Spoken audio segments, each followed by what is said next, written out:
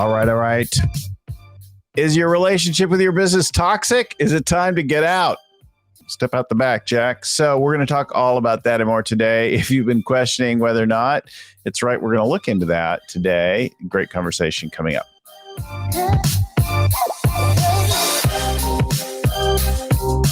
Hi, everyone. My name is Bill Gallagher, scaling coach, host of the Scaling Up Business podcast. We have episodes and conversations like this, like this, not so often. Today's show, special. We bring a show like this every Wednesday to you. We bring you a tip every Tuesday. So we've got shows for you every week. We've got hundreds of those and more wherever you get your content, your video, your podcast, and all that. Or at scalingcoach.com, our own website, where you can get all the show notes, the downloads, special offers, tools, that kind of thing from our guests and more. Scalingcoach.com is where to find that. So I'm joined now by Jess Chan. Jess, welcome to the show. Thank you. So excited to be here. So Jess has a marketing firm. She'll talk a little bit more about that and her work and that kind of thing.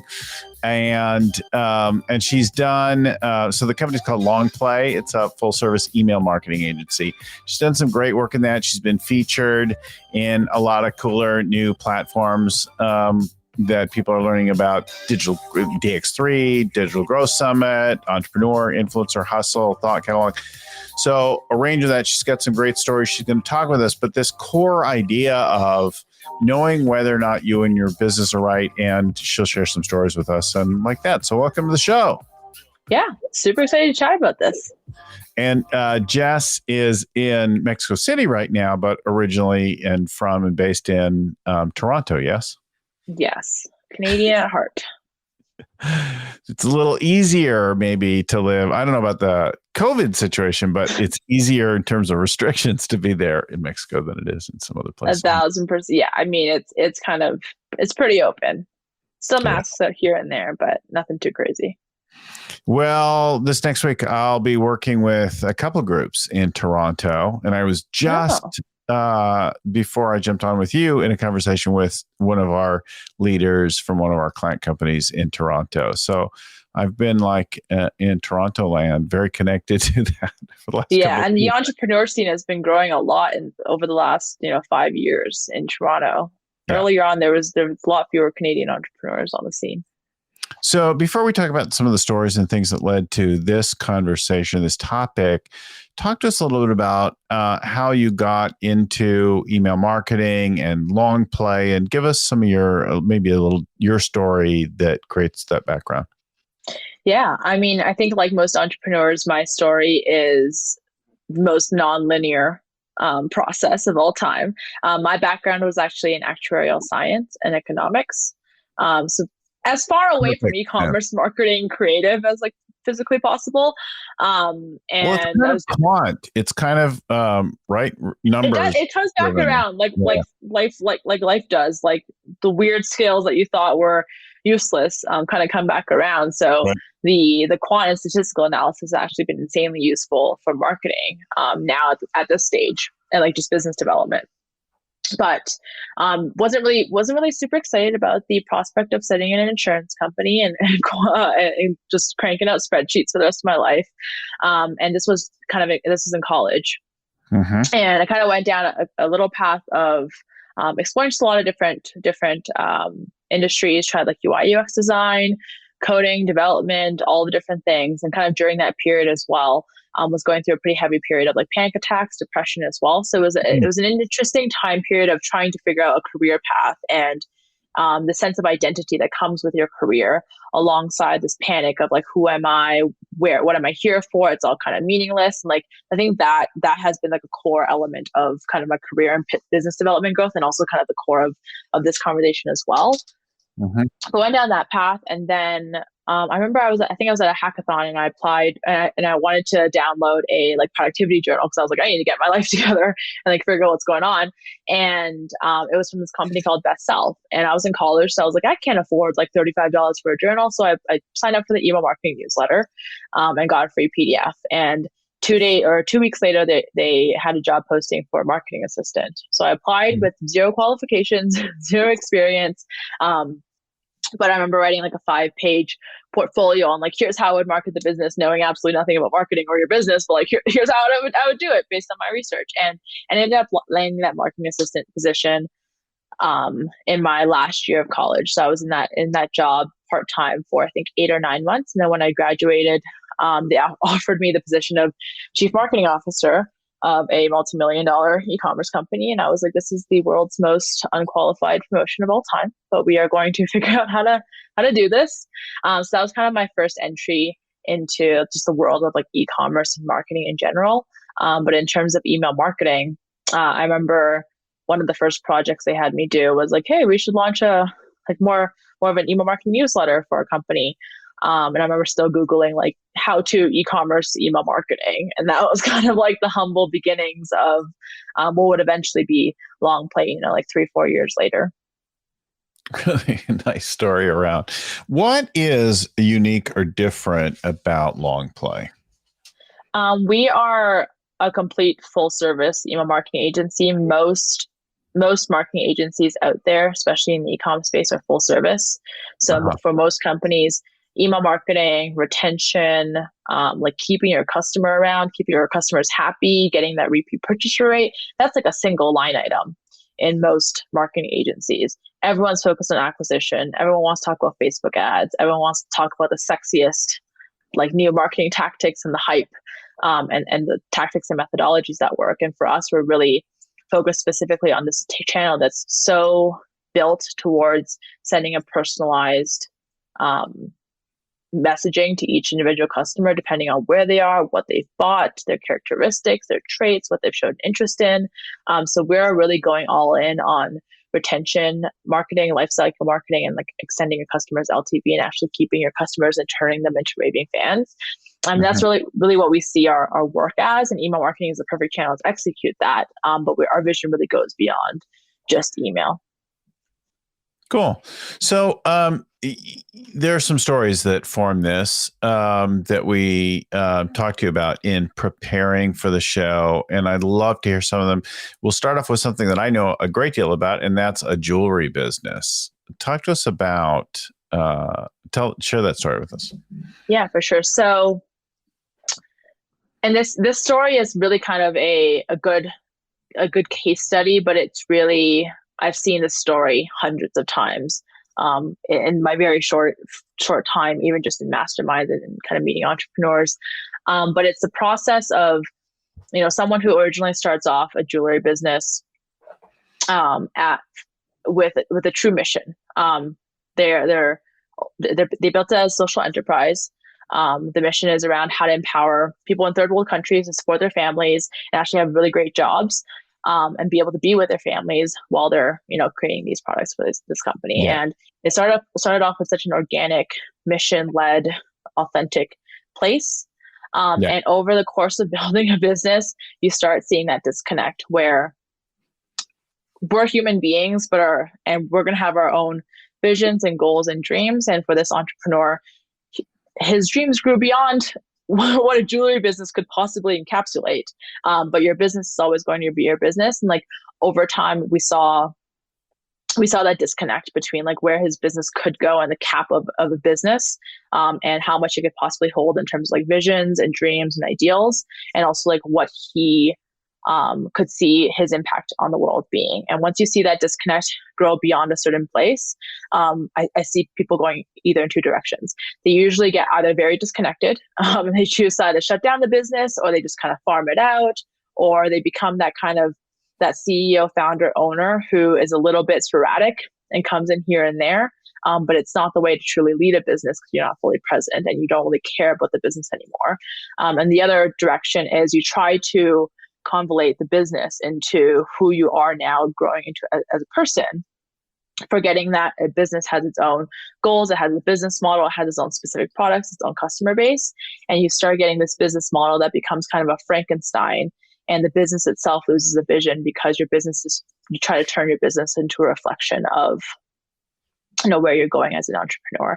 And with this particular case, we saw that really break in a very aggressive way where the identity split was so severe that it became it kind of went 180 very quickly, whereas I want to shut down the business completely. It was a multi-million-dollar business, very solid business, great team, A players, great customers, and he wanted to shut it down overnight. Thank goodness he had people who talked him out of that. But also he himself kind of went through this process of having that like psychological break of having a disconnect from reality, because he had been living in this like false persona of I need to be the CEO and the founder of this jewelry business, and then while also trying to continue about living his life as well. And we saw kind of like a psychological break in him internally as well. And I think this was both the best, both the most heartbreaking reminder, but also a very important reminder of, you know, as founders, our business, we started because it's an identity for us, and we take a piece of us and try to like manifest it into this this entity that can exist outside of us. But along the way, like we forget that we need to redefine our relationship with it as it's going through the different stages of business growth. Because your business isn't going to be your life for the rest of who you are. There's going to be more things you want to do. There's going to be more businesses you want to start, as most entrepreneurs do. And it's around how do you redefine your relationship with your business as it grows, and also as you grow. Yeah, it's interesting. So what's the deal with the business today, and what's his role in it? So the business is still running today. Revenue has definitely gone down a significant amount. You see kind of morale changes with the team as well. With its key players really trying to hodgepodge it together. So for a little while, he was completely out of the business for a few months, taking a sabbatical. Mm-hmm. And he had built a good enough business that his team could kind of keep it running without him. But they also couldn't undo the damage that was done over the previous few months, where the vision was completely convoluted. All these initiatives were launched. There was a lot of wasted resources launching products that had nothing to do with the business at all. Mm-hmm. And now it's kind of just a shell of like what it was before, business wise. Mm-hmm. Still a fantastic business, but could have gone a lot farther with like a very clear vision, and him just kind of stepping out when needed and putting the right leadership in place to guide it where it could go, for mm-hmm. sure. So I think financially there was a massive hit there, and also, you know, seeing him run his business is like the light is gone from his eyes as well. Like you can kind of tell, you know, he's showing up, he's doing his job. Is it exciting to him? No. Is it probably actually draining for him at this point? It's like this thing that you built that was his baby that is now kind of an energy suck. Like that. I think that is the most heartbreaking part to watch for sure. Yeah, it's really interesting. I can relate very, very much to this. So my wife founded a jewelry company, and then I worked with her as CEO of the company for nearly 11 years in growing the business. And she started the business because she liked to shop. She had an aesthetic interest in things. It really started as an import company and evolved into a designer brand over time. But the point of the thing was to match an interest area, passion and interest, like something that she cared and knew something about, with a need to make some money, right? Then the money she needed to make was enough to travel, enough to pay her rent, that kind of thing at that point in life, right? It was many years ago. Then that evolved later to support a higher lifestyle, a family, things like that. And one of the concerns that she always had was the impact of the product and the work and that kind of thing in the world. Well, it was clearly relevant and enjoyable for the people who bought it and wore the jewelry. They were very passionate, it was very empowering, that kind of thing. But I've seen other people come into the industry and they were in it by accident or that kind of thing. And they like think, there's mining and metals and impacts and things like that and social injustice. And then they want to solve all of that. But the retail partners, the end customer, the wearer, the person wearing the jewelry, very often don't care a whole lot about those things.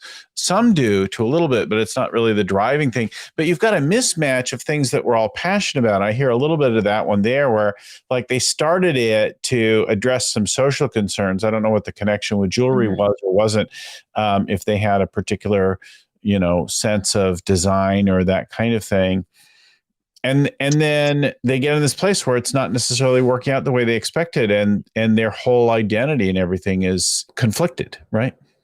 Yeah, and I think the most heartbreaking part is that core reason why they started is still there, but like in the process of building a business, so much more complexity gets added to it as well. Like same thing with your wife, where it's, she started it as a lifestyle business. Like what happens when you have a team of 50 and they need to be managed, and then there's finances and there's fundraising and all the stress. It's like, is it really a lifestyle business anymore? And there's this disconnect, and like the core reason and the passion might still be there and the impact element might still be there, but it gets buried in all of the complexities, and then you end up rejecting the entire business, when really it's like, if you just kind of redefine your role in it, redefine your relationship with it, you could remember why you loved it in the first place. Yeah. Or what part of it you loved, right? What part of it you loved. And this whole conversation and this topic really kind of started from my personal experience, where originally, like the goal was always just like, hey, I want to learn how to start a business. I have bigger dreams beyond this. I want to end up in the nonprofit space, but there's so many nuances in terms of running an organization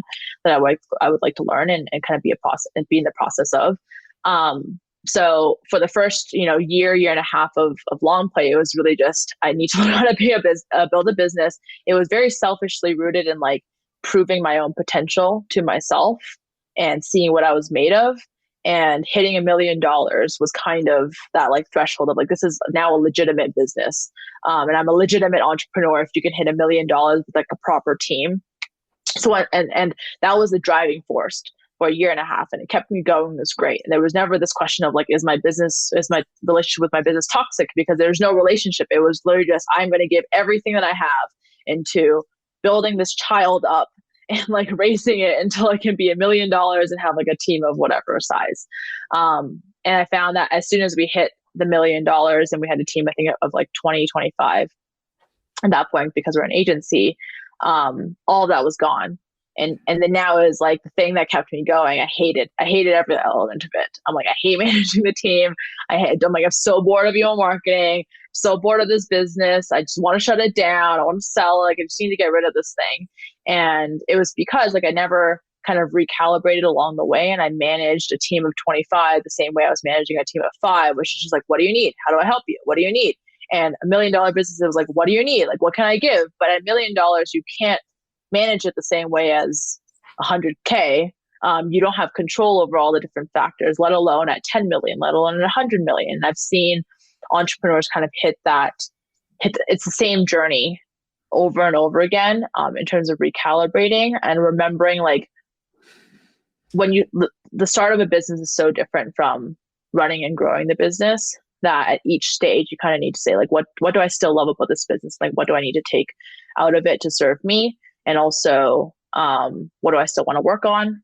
How do I, like, what is the relationship of the business in my life now? Because usually when we're starting a business, the business is everything. It's like a new relationship, right? You're like, God, your friends are so annoyed because you keep talking about that guy you like and how great it is. And it's like, your friends are so annoyed that you keep talking about this business that you just started and how great it is. And your entire life revolves around this like new idea. But as you continue growing at each of the stages, like, your business is probably going to be a smaller portion of your business or of your life, especially as you start raising a family and starting other businesses and like continue about your career. So, yeah, I mean, the guy with the jewelry business, like, that's a really good, kind of like a really high watermark of like, this is how terrible it can get. But I think I've seen it happen to so many entrepreneurs in little ways, even if it's just at a mastermind and someone stands up and they're like, I hate my business. I've been working on it for 25 years and I haven't taken a single vacation. I really hate this business and I don't know what to do. And that's so heartbreaking to me, because we all started out of this pure love. And how does it turn into something that we hate and feel trapped by? Yeah, it's really interesting. It can happen lots of different ways, but thinking about what do you actually love and what do you need, and then redesigning things or changing your role or getting out of it or overhauling it. All of those things can make a difference. But I do think there's what do you love and care about in your life? There's what do you love and care about your business? What do your customers love and care about? Why are the employees there? The why of everybody's work, and having having things be aligned makes such a difference, because when it goes off, like, you suffer, you do crap work, you neglect things, you set stuff up for failure when things are out of alignment, right? When they're out of whack, right? I remember my wife very clearly said, I just want to shut down the business. And I'm like, and it was because she didn't love the kinds of problems that the business was facing at the time. She didn't want to work on those things. She wanted to work on other things. I'm like, oh, I like those, are interesting to me. I'll take that on. I'll work on that. So that's why I came in as CEO for a while. And we had hundreds of silversmiths and multiple factories, and we had sold over $100 million worth of jewelry and hundreds of stores and different channels and countries and things like that. And that was a big deal for a while. And then at another point, we were going through the next stage of growth. She's like, yeah, you know what? I want to dismantle this whole thing. I want to take it apart. I want to go back to that piece that I really loved and figure out what that is. And it's going to take me a minute to do that. And that's actually when we did another pivot on the business again. And interesting things came out of that at each stage, right? Thinking about that, redesigning it all, leaving no option as untouchable or unrecognizable, right? And I love what you just brought up, like the idea of like not leaving any option off the table and just having that space, like, again, redefine your relationship. Like the whole point of starting a business is like pure autonomy, pure freedom. You get to decide the track of your life and what your life looks like. And yet we kind of lose sight of that as entrepreneurs, and like we kind of get trapped by our own making. And we forget that it's like, you can do anything. You can do anything you want with this business. You could sell it, you could keep it. You could bring in a CEO, you can do all of the things. But again, like you said, it comes back to like, what do you actually want at your core? And I think the idea that's always really fascinated me is like the fact that us as entrepreneurs can stand up, and say like, I hate this business and I really want to shut it down. And it's such a far cry from like why we started in the first place. And for me, the process was so sped up. So we went from, 0 people and me just kind of piecing together a service to a team of 25 within, I think, about just under a year.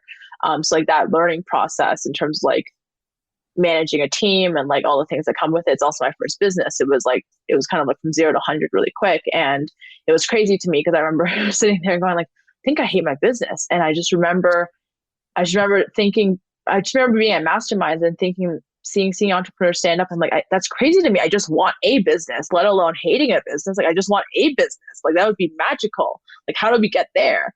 But the fact that as entrepreneurs, we can be trapped by our own making and like forget that we started this so that we can have freedom to decide what we want and create our own life and design our own life.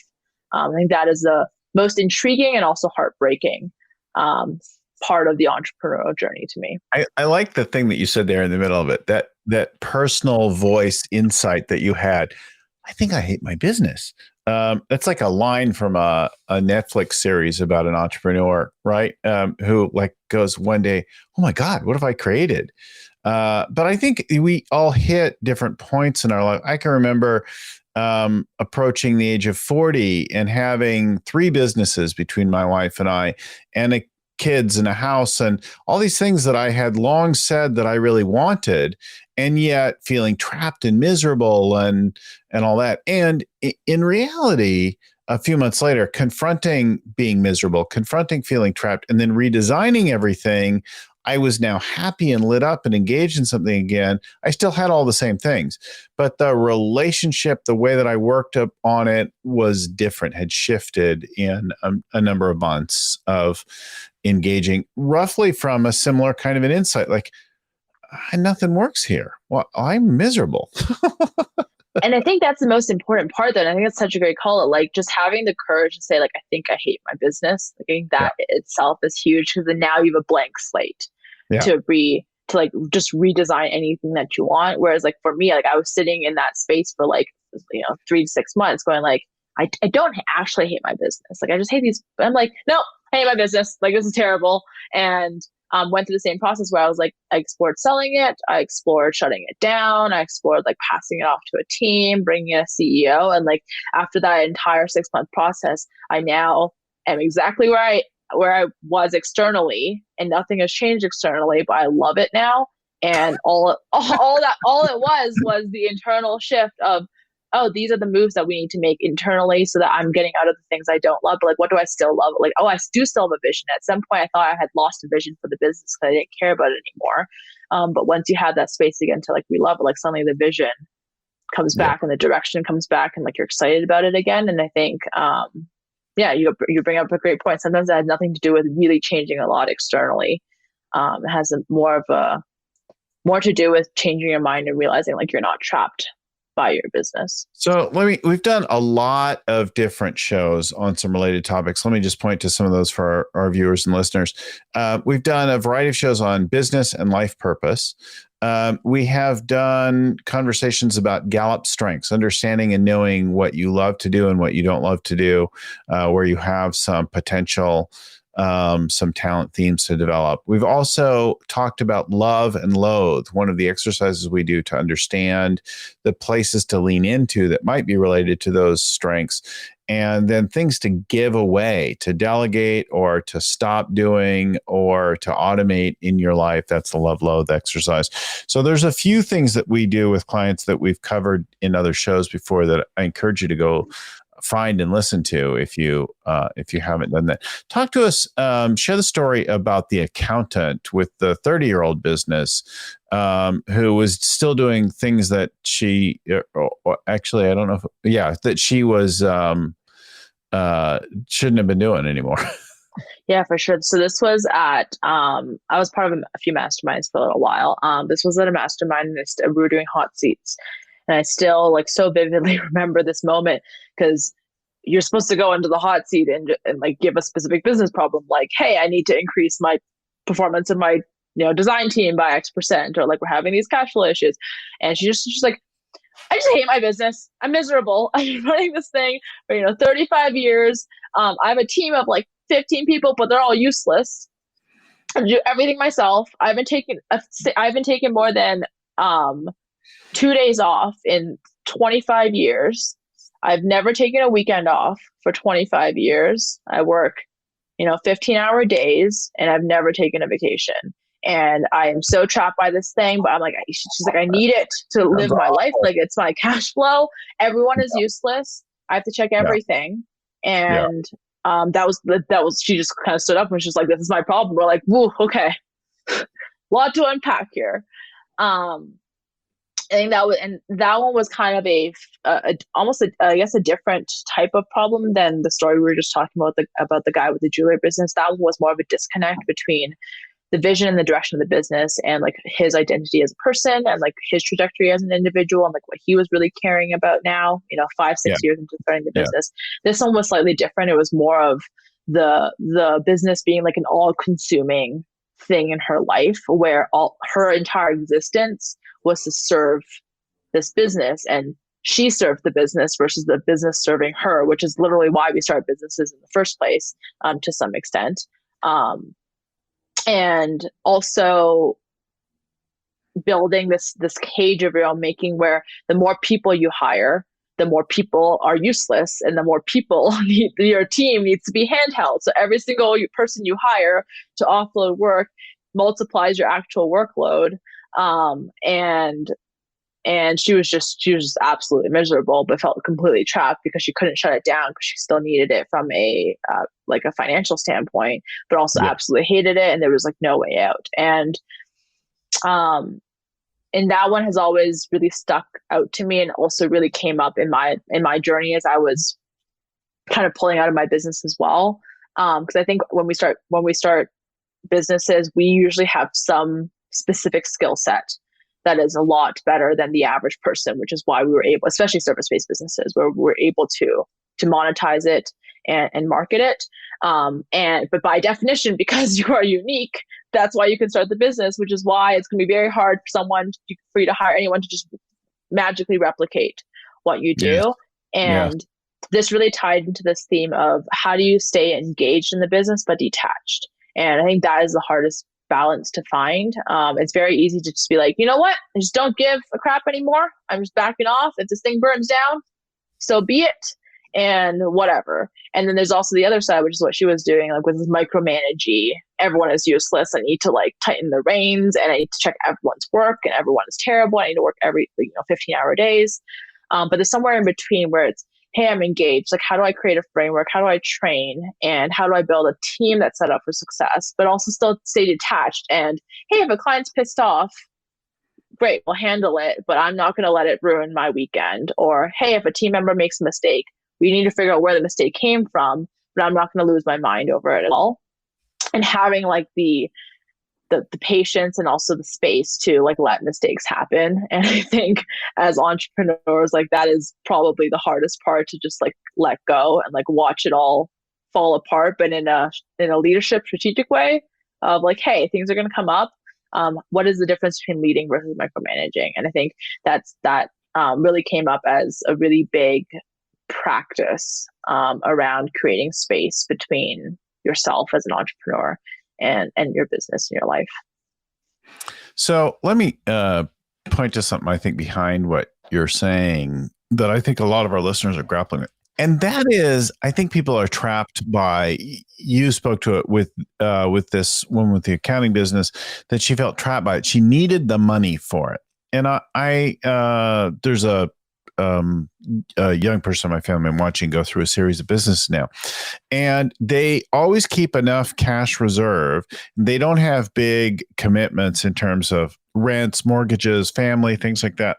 So their freedom to shut something down, walk away, and try something else is really high. But I know lots and lots of people who bet everything on their business and set aside no money. Oh, I'm building the business right now. I'm like all invested. And there's no room. And consequently, they make bad decisions because they are in fact trapped, whether they recognize it or not. They don't have reserves for their rent. They don't have any other ideas. They've got pressure on a mortgage, on a spouse, on kids, on other kinds of commitments, and they're boxed in. And they're not diverse in their things. And the thing is, if you could peel back from that a little bit, so make your mistakes be more flexible when you're younger and you have fewer commitments. Don't have everything into the business. Keep some reserves. Keep your day job for a while. Work some things out. Like, give yourself a little more freedom. When I've come in to turn around a business or a product line or something like that, either as the person accountable or a coach to that one of the first things that we do is get some breathing room. So we slash off things that aren't working particularly well, and we keep that gold bit. And then with that, we actually have some breathing room, some cash, some time, some things like that. We're not chasing things that don't work, that cost too much or whatever. We've just jettisoned those things. Now we're freed up, and we can actually begin to think, is there something here that I care about, something here that has a future, something we can work on? And I think that's really key. And it's an area that we're not actually honest, sometimes even with ourselves, but very often not honest with the people around us. So maybe we confess to the person in the mirror while we're brushing our teeth or whatever, but we don't tell people how really like on the line we are with the pressure to make ends meet and to keep things going, right? So there's no room to make any moves there. For sure. And I think especially early on in a business, I know I for sure did this, which is you kind of justify it as, I'm reinvesting in the business. And like yourself and your success of the business is one thing. So therefore it's like, hey, if the business is, I'll keep putting my time and effort and delaying my salary into it. And I saw it as me not believing in myself if I was to take a salary out of the business, because that means I was taking out like cash to be able to grow this thing. And now it's that reframe of like, I can believe in the business. I'm going to give my all in it. I can also protect myself personally, and starting to separate the personal from the business side of things. And I think like you brought up, like most people just have the most stressful job in the world. They don't actually have an asset that they have built out. They just they can continue taking out pay. But as soon as you hate your business or you want to shut down, like it's the same as quitting a job. Like you now no longer have any sort of cash reserve, and you have no sort of like cash flow and versus building an asset. The other difficulty I've seen, even with people who have built a cash reserve from a financial standpoint, is they put all of their eggs in one basket identity wise. So even though like technically they could shut it down financially, their entire existence revolves around the fact that I'm the entrepreneur of $100 million business. And I have this team, and like, this is my status symbol. And no matter, even though you're like, you literally have like $10 million in the bank, you could shut it down right now. Like, they physically cannot, because then they would not have no idea who they are. So I think it's about diversifying yourself financially, making sure you have those cash reserves, but also diversifying yourself identity wise as well. And realizing that like, you are not your business, and you are your own separate person. Yeah. I watched one of my friends, become very identified with his career and then have a career setback, get kicked out of the company, and then attempt suicide, because he was so tied to his identity and who he was. And another friend who didn't attempt suicide, but he became very depressed because the investors kicked him out of the company that he had founded. Now, he walked out with millions of dollars in reserve, but he lost from being a very visible CEO. And for a long time, he really struggled. He's in a good place today, but for a long time, he really struggled. Fascinatingly enough, although it was deeply troubling for him at the time, less than a year later, scores and many people would see their companies evaporate overnight in the dot-com bust that ensued. So in many respects, he was super lucky to cash out and not to be left holding, trying to hold that company together, which did in fact fail. So he was. The things that seem like setbacks are sometimes blessings. Yeah, it was really interesting conversation. How much are you tied to it? Do you really know what you care about? Where are you at? So you've identified some moves and some steps and things like that. Share with us some of that you think are important. Yeah. So I'd say, like, first off is kind of, determining like, hey, here are some signs you might need to break up with your business, or you might have a toxic relationship with your business. I think the first one is the basics of like, do you actually still wake up excited in the morning? Do you wake up excited for Mondays? Is the best case scenario for your business still exciting to you? And I really lost that for a little while. It just seemed like more work. So are you still excited about the growth of it? Are you still excited about your day? Second one is, what are you getting from your business? Is it all give and no take? Is it just you putting all of your energy, your effort, emotional, physical, mental, into the business to hope it grows, but you're not getting anything out of it, whether it's a sense of success, whether it's financial stability, whether it's a team, whatever you should be getting out of your business, and whatever you want and why you started the business in the first place. If you're really realizing it's all give and no take with your business, that's not looking so good. The third one is, do you feel a sense of like needing to know every little corner of your business? Is there a micromanagement aspect to it as well, where you need to have this all-encompassing knowledge of every single activity, every single person, every single decision in the business? Or is there some level of like disconnect, or is there some level of space between you and your business? I think the fourth one would be, could you still have a great life if you were no longer an entrepreneur or CEO? Is your entire identity of your business wrapped around who you are? And is the success of your business directly correlated to like your quality of life and who you are as a human being? And obviously those things are going to be correlated, but let's make sure there's some space between that as well. Fifth is, when you end the day, do you feel success? Do you feel like you moved the needle forward, or do you just feel emotionally drained and like, oh my God, we made it. We made it through another day. We're going to do it all again tomorrow. Like, do you just feel like you're going to war every single day in a not good way? And obviously that's tied to being excited, waking up in the morning. Sixth, which is probably a little bit more relevant for more anxious people, but like, are you just waiting for a shoe to drop constantly? Like, are you just waiting for like the cash flow to run out? Are you waiting for like another person to quit? Are you waiting for something to go wrong constantly? You're just constantly on edge and like constantly in survival mode with your business. And I'd say the seventh one, which I'd say the biggest one, is like, you're constantly telling yourself or constantly telling other people like, hey, it's bad right now, but like when we hit 5 million, it'll be good. Or like, hey, it's not great, but like when we hit 10 million, it'll be great. or like, hey, when we hit this milestone, when we finally raise $100 million, it's going to be great.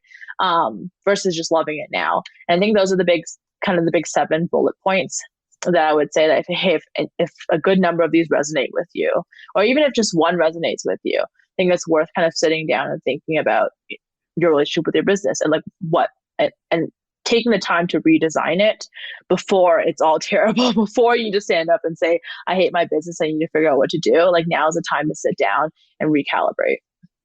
Yeah. I think there's something to appreciate along the way. If you took on a new pursuit and you set a goal for yourself, I remember many years ago, I thought that it was time to transform my fitness. So I took on running a triathlon, my first one. And it seemed really audacious, and I was really excited, and it was very challenging. And then I started running, and running was really hard. And then I rode the bike, and I could only go so far and not very fast. And swimming was just really, really hard for me. Along the way, though, I started to appreciate different aspects of it. Right, every run was hard because I was raising the level for a new thing. Every workout was hard. It brought a new challenge. But along the way, I started to realize, oh, I love my Sunday morning run. Oh, I love my Saturday bike rides. Oh, I love getting in the bay Monday evening.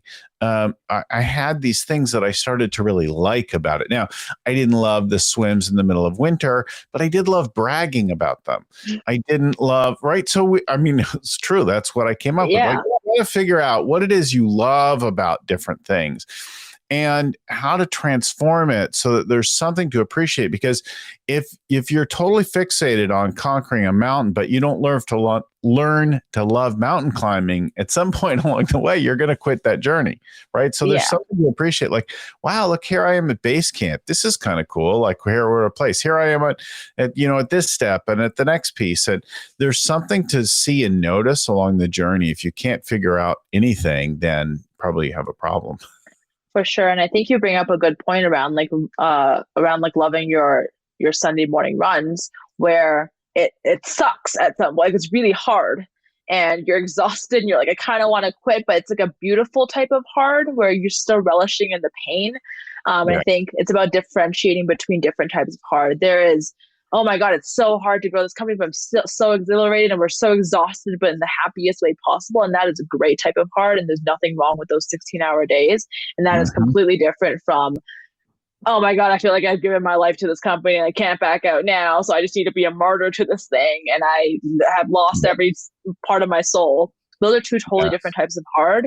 And I think in entrepreneurship culture these days, especially, like, we glorify difficulty and we glorify the 16-hour days and the blood, sweat, and tears. And all of those things are so important to growing a business. But it's also about differentiating. Like, is it coming out of love or is it coming out of fear?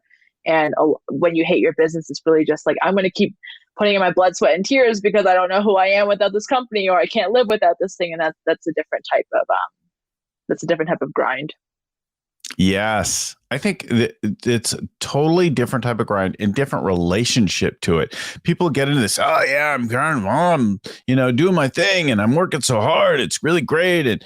And along time, we forget that it doesn't have to be like it could be a good kind of grind, something you're really proud of, something you're really digging on, or it could be something really, really miserable. There's so much good, fertile stuff for people to think about there. I want to give people some things places to go and get more info and that kind of thing. We're going to throw up a link to you and your company on the website, JessChen.ca of Longplay Brands. Super helpful, super fun conversation to get into today. I really appreciate you coming on and talking with us all about it and like that. I want to give thanks to Lucy Summers behind the scenes, getting our show ready, queuing up the titles on the screen and that kind of thing, promoting the show, preparing our guests and that kind of thing. Also to Vern Harnish, author and creator of the Scaling Up Framework, who brings that created the thing that we've all used to grow our businesses at this point. Our audio for the show is produced and edited by Albert Burge at Podfly Productions. Our show notes get written up by Ayn Kudina and proofread by Tim McGowan. I want to thank everyone for listening, for watching. We'll talk to you again next time. Thank you.